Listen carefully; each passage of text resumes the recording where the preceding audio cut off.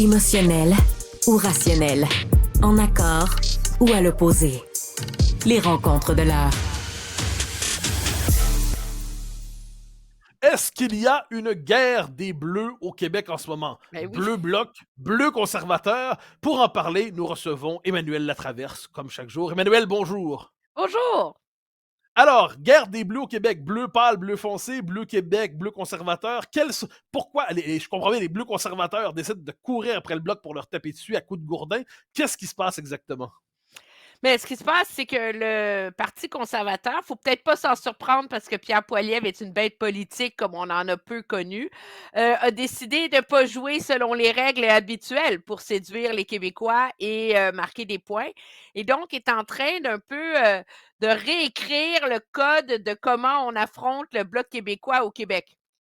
On OK. l'a vu et on a eu des avant-goûts de ça dans les dernières semaines, quand on a pris à partie le Bloc québécois pour avoir voté dans un vote sur le budget pour les millions qui ont fini par coûter à Rivcan, etc.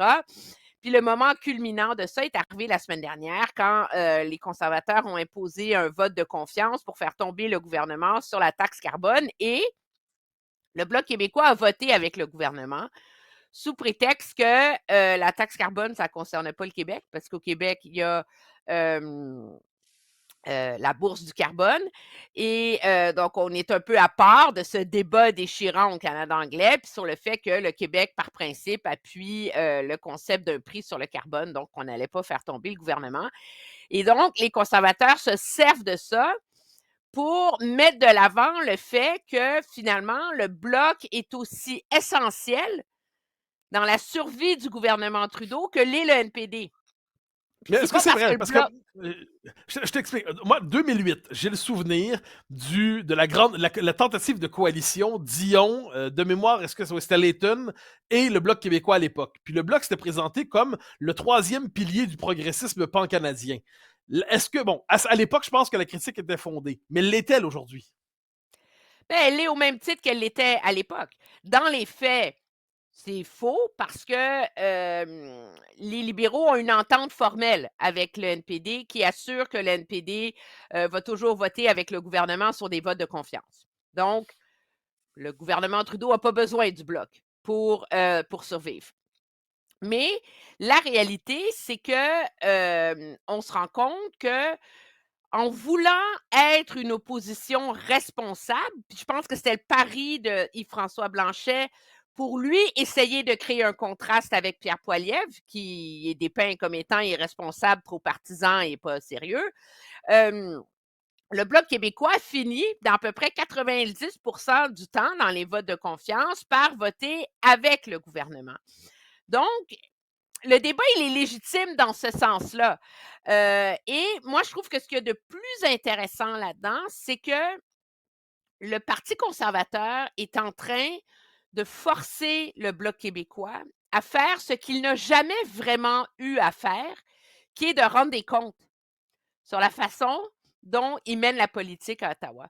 Le Bloc québécois est dans une logique de défense des intérêts du Québec et ça a comme toujours été une espèce de bulle d'invisibilité, de cap d'invisibilité comme dans Harry Potter ou de bulle de protection autour de son action politique. Et ça permet au Bloc souvent de ne pas avoir à se prononcer sur certains enjeux et de choisir les combats qu'il mène et éviter de se faire happer dans le reste de la joute partisane. Le problème, cependant, c'est que quand un parti comme le Parti conservateur se met à faire l'autopsie de chacune des actions minutieuses du Bloc québécois, la réalité, c'est qu'il y en a des tonnes de votes, de décisions, de trucs qui se prennent. Et là, ils sont en train d'attaquer, de prendre de front le Bloc québécois. Sur la taxe Mais carbone, si je je peux me pense permettre, pas que... juste avant la taxe carbone, il y a quelque chose, le Bloc a toujours été tiraillé entre deux stratégies. Il y a la stratégie de la normalisation au sein du Parlement fédéral. Regardez, nous sommes des séparatistes, certes, mais nous sommes des séparatistes responsables et présentables. Et de l'autre côté, une autre stratégie qui aurait pu être celle de la volonté de dérégler les institutions fédérales et de révéler chaque faille du régime fédéral pour accélérer la marche vers l'indépendance. D'un côté, une forme de stratégie du CEP, de l'autre côté, une stratégie Paul Saint-Pierre qu'on a pu Plamondon. Ouais, ou Robert Laplante, un des théoriciens du mouvement indépendantiste, qui disait le bloc à Ottawa doit accélérer la crise de régime et non pas l'aider, ne pas Ben, il l'aider le à fait mieux pas. fonctionner. Ben, c'est Mais ça. justement, Alors, est-ce que le c'est bloc aujourd'hui accélère, est-ce que c'est un instrument de normalisation finalement du lien Canada-Québec?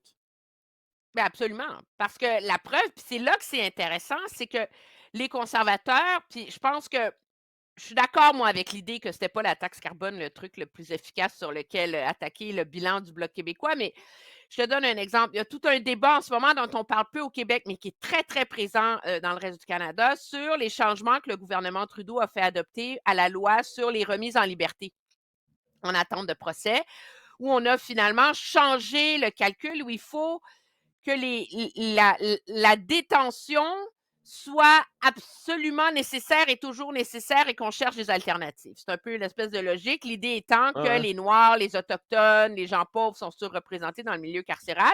Le Bloc a À voté cause, en à faveur cause de d'une ça. logique de racisme systémique, si je peux me permettre. Le discours officiel, c'est le racisme systémique ferait que certaines communautés seraient C'est ça. surreprésentées dans le système carcéral. Le Bloc québécois a voté en faveur de ça, je pense, pour des principes progressistes.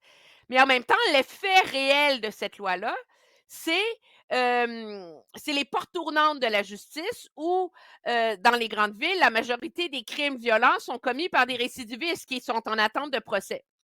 Alors, c'est un enjeu majeur au Canada anglais, en particulier parce que beaucoup de cas très médiatisés à Toronto, à Vancouver. Le Bloc, le Parti conservateur se sert de ça pour montrer que finalement, le Bloc est solidaire de la logique surprogressiste face à la justice pénale du Parti libéral. Le Parti conservateur l'a fait, on l'a vu, tous les déchirements qu'il y a eu un an autour de la refonte du registre des armes à feu, des armes d'assaut, l'espèce de liste complètement débile qu'a déposé le gouvernement Trudeau. Au début, le Bloc était en faveur de ça jusqu'à ce que les conservateurs les confrontent face à ça. Et ça, Mais moi, je justement, pense mais que est-ce qu'on peut dire que le bloc est prêt aujourd'hui? Moi, je pense que ça a évolué, mais est-ce qu'on pourrait dire que le bloc est un parti progressiste avant d'être un parti nationaliste? Un parti de gauche avant d'être un parti nationaliste? Ou est-ce que finalement ça se mélange dans une doctrine où les deux sont indissociables? je pense que le Bloc est tend et essaie de ne pas avoir à choisir entre les deux. OK? Ouais. Parce qu'il y a une fibre progressiste très, très forte et je pense que objectivement, si tu parles à des stratèges du Bloc québécois en ce moment, ils vont dire: «On s'en fait pas, Pierre Poilievre n'est pas si populaire que ça au Québec, sa façon très négative, polarisante, divisive de faire la politique va finir par pas plaire, aux Québécois». C'est l'espèce de consensus analytique là, qu'on voit en ce moment au Québec. Je vais t'avouer que je n'en suis pas certaine. Ben, évidemment, non, mais Heu, c'est parce le que commentariat le qui répète pour le mode moutonnier, là.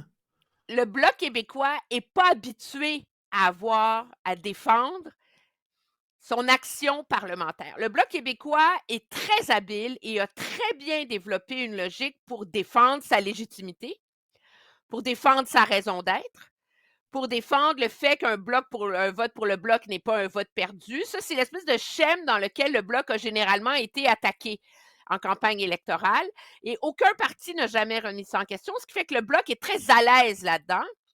Et il le fait très bien, puis c'est la raison pour laquelle, en campagne électorale, il se sert souvent des enjeux identitaires pour rallier son vote et s'en servir comme exemple sur sa pertinence et la nécessité qu'il soit à Ottawa. Mais à partir du moment où c'est comme si le Parti conservateur traitait le Bloc québécois comme le parti au pouvoir à Ottawa, et il lui exige et lui impose une même reddition de comptes sur les votes qu'il prend qu'il l'impose dans le reste du Canada au Ben, gouvernement Trudeau. Et ça, moi, j'ai jamais vu ça ben, auparavant en attends un instant. politique. Moi, je te pose la question à la Scandinave, parce qu'il existe en Scandinavie, mais ailleurs, quelquefois, les partis sont, on a dit qu'ils sont soutiens sans participation au gouvernement. C'est souvent le cas des partis populistes d'ailleurs, ou des partis régionalistes ailleurs dans le monde, dont ils ne participent pas au gouvernement, mais ils participent par un soutien récurrent. Enfin, une participation indirecte, c'est le soutien sans participation. Dirais-tu la même chose du Bloc québécois? Ben, c'est ce qu'essaie de prouver le Parti conservateur, très, très, très certainement. C'est difficile d'adhérer à ça entièrement parce que le Ouais. Bloc québécois, sur certains enjeux qui touchent précisément le Québec, fait force d'opposition très forte à l'idéologie libérale, pour des raisons évidentes qu'on n'a pas besoin d'exposer ici. Ce qui est intéressant, c'est que le Parti conservateur attaque le Bloc non pas là-dessus, Mais sur le reste de son action politique, qui, elle, n'est jamais vraiment étudiée, remise en question. C'est comme un angle mort du débat politique au Québec. Et je pense qu'il est beaucoup trop tôt pour conclure que le Bloc va s'en sortir et que c'est de mauvais augure. Parce que de faire ça, cependant, pour le Parti conservateur, c'est aussi une nouvelle façon d'essayer de convaincre les Québécois d'adhérer à leur parti. Généralement, le Parti conservateur a toujours, on l'a vu avec Harper et ses propositions pour le Québec, on l'a vu avec les tentatives très mollassonnes et peu fructueuses de Andrew Scheer et de Erin O'Toole, c'était d'offrir un plan Québec, une offre québécoise. C'est genre la grande séduction au Québec, là. Ben, enfin, Pierre on est Poilievre, passé de Meach à sous-Meach, à sous-sous-Meach, à sous-sous-sous-Meach, puis à un moment donné, ça pognait plus. ben, ouais, tu peux dire ça comme ça, mais c'est surtout qu'en campagne électorale, il y a, tu sais, le discours qu'il vient faire où le chef conservateur offre ses 5 promesses aux Québécois, un strapontin à l'OCDE, c'est ça? Puis, tu sais, L'UNESCO. la promesse de... Alors, ce qui est intéressant, c'est que Pierre Poilievre n'est pas là-dedans. Pierre Poilievre, son pari, c'est un pays, une offre politique, un parti, vous êtes avec moi ou contre moi. C'est très binaire, c'est très manichéen, mais c'est une façon, en s'attaquant au bilan du Bloc québécois, d'essayer de démontrer que les Québécois et l'électorat bleu au Québec est capable d'adhérer aux valeurs fondamentales. Donc, ça fait partie de cette nouvelle coalition qui essaie de bâtir Pierre Poilievre pour se faire élire, qui n'est pas une coalition de la classe moyenne, qui n'est pas une coalition des nationalistes et des autonomistes comme celle de Brian Mulroney, qui n'est pas non plus une coalition fondée sur le vote urbain et le vote des communautés ethniques des banlieues. C'est une coalition qui est vraiment basée sur ce qu'on appelle en anglais, puis je n'ai pas trouvé le terme équivalent en français, sur the working class, qui n'est pas la classe ouvrière, parce qu'on n'est plus dans une logique de Non, classe ouvrière. non, Le working non, class, c'est les gens qui travaillent dans le secteur manufacturier, mais qui travaillent aussi dans les secteurs de services. C'est les petits salariés qui forment la majorité des gens qui travaillent au Canada, mais qui ont la beauté comme unité électorale de transcender le clivage ville-rural et de transcender le clivage blanc, communautés ethniques. Parce que la réalité, c'est qu'on n'est plus dans une logique où la classe des petits salariés, je pense que c'est comme ça qu'il faut le dire, là. Toi, tu as un plus ou meilleur... moins. Trouve, je te Non, donne... moi, je parlerai au pluriel, moi, des classes moyennes, ou les classes moyennes principalement du privé. Mais la formule est trop longue. les mais classes ça, moyennes, peut-être. Ça inclut maintenant très grandement des gens qui sont issus de ces communautés ethniques-là. Donc, il est en train d'essayer de rebâtir une nouvelle coalition et il a décidé qu'il va essayer de se faire élire au Québec sur la base de cette coalition-là. Et pour le faire, il ne joue pas dans le jeu du Bloc québécois parce que le Bloc québécois impose au parti d'offrir quelque chose au Québec en opposition à l'offre du Bloc. Et Pierre Poilievre est en train d'essayer de réécrire les règles du rapport à l'électorat québécois. Est-ce que ça va fonctionner ou pas? Écoute, il est beaucoup trop tôt. Moi, je pense qu'on va le savoir seulement en campagne électorale parce que les Québécois ne portent pas tant attention que ça aux détails de la joute politique à Ottawa, contrairement à leur rapport à la joute politique à Québec. Alors, il nous reste 4 minutes. On reviendra sur ça, dit la question de savoir si le Bloc est capable de garder ses électeurs conservateurs ou de droite. C'est une vraie question. On en reparlera peut-être demain ou après-demain. Mais, il nous faut garder 3 ou 4 minutes pour parler de l'éclipse solaire. Et ben voilà, et du grand moment, l'espèce de grand moment de frénésie ou de délire collectif que ça génère au Québec en ce moment. Ça s'appelle les 3 P. OK. On est passé de prudence à peur, puis là, on frôle la panique. De la part du gouvernement. Il faut quand même le faire que les consignes pour l'éclipse du gouvernement soient classées dans le bout du site web du gouvernement dans situation d'urgence, sinistre et risque naturel. Non, mais est-ce que c'est pas le réflexe post-pandémique où on se dit on a enfin quelque chose de grave à gérer et là, on va être de nouveau dans le rôle du parent protecteur? Je sais même pas. C'est complètement... je trouve que ça illustre tout ce qui cloche avec l'espèce de gouvernement maternant qu'on a dans notre société Ouais. d'aujourd'hui. Moi, je peux comprendre là, qu'un gouvernement envoie des orientations aux écoles, etc., mais il faut vraiment dire aux écoles qu'elles doivent mettre en place les conditions pour assurer la sécurité du personnel et des élèves. Non, Tu sais, il mais y on a nous prend vraiment pour des quelqu'un débiles. qui a Non, pensé au gouvernement qu'il fallait mais c'est écrire ça dans une note. l'infantilisation. Mais c'est l'infantilisation, ils nous prennent Non, pour des mais tu débiles. présumes que les Globalement, directeurs d'école, c'est des débiles légers, là? oui, oui, oui, ou grave. Mais non, mais c'est fou! Puis là, il faut privilégier, il faut pas sortir dehors, danger, danger, danger. Mais si on veut sortir dehors, ça prend des lunettes. Puis les lunettes, il faut les porter tout le temps. Mais on s'entend que les lunettes d'éclipse, là, si tu les mets pendant que l'éclipse a lieu, là, tu vois rien. Alors, ils sont même pas capables, dans leur surmaternage de la population québécoise, sont même pas capables de donner des consignes claires parce qu'ils ont peur de se tromper. Je trouve ça débile.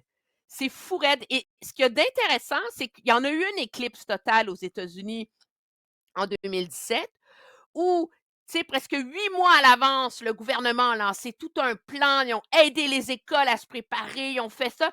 Puis finalement, les élèves ont pu en profiter. Puis ça a été comme un super beau moment, là, tu sais, où tout le monde a embarqué.